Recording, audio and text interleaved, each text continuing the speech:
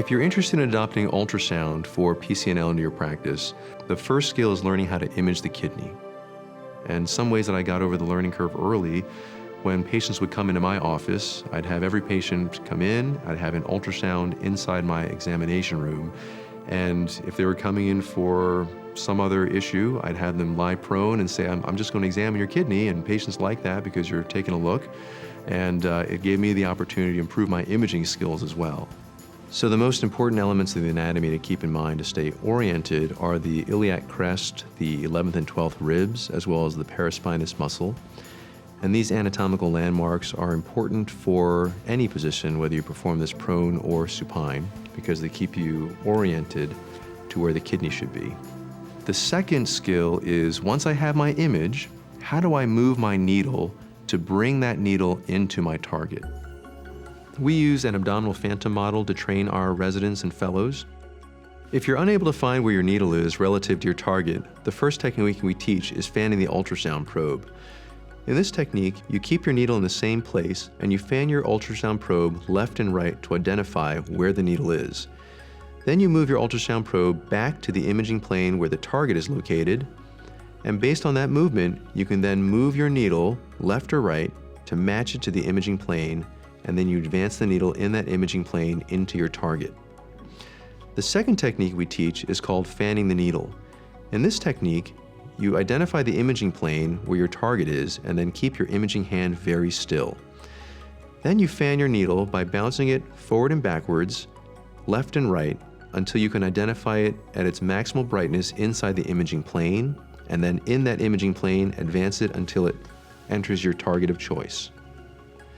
To optimize your imaging, the most important tools on the ultrasound console are your ability to adjust depth and adjust gain.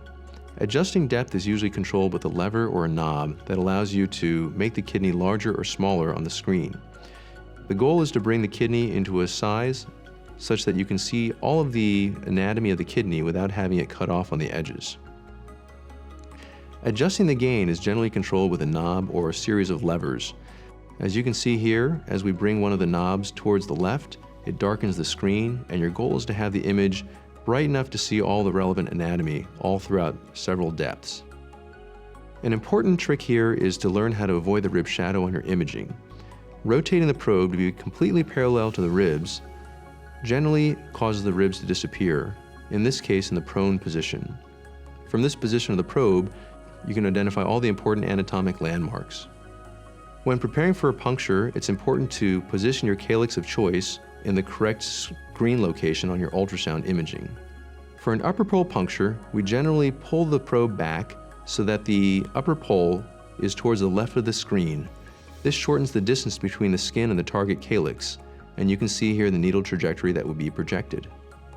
For a lower pole puncture, we generally bring the needle in from the bottom part of the probe, from the foot of the patient.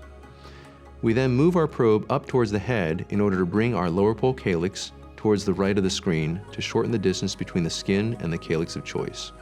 The wire is oftentimes very bright under ultrasound guidance, but at times can be difficult to identify.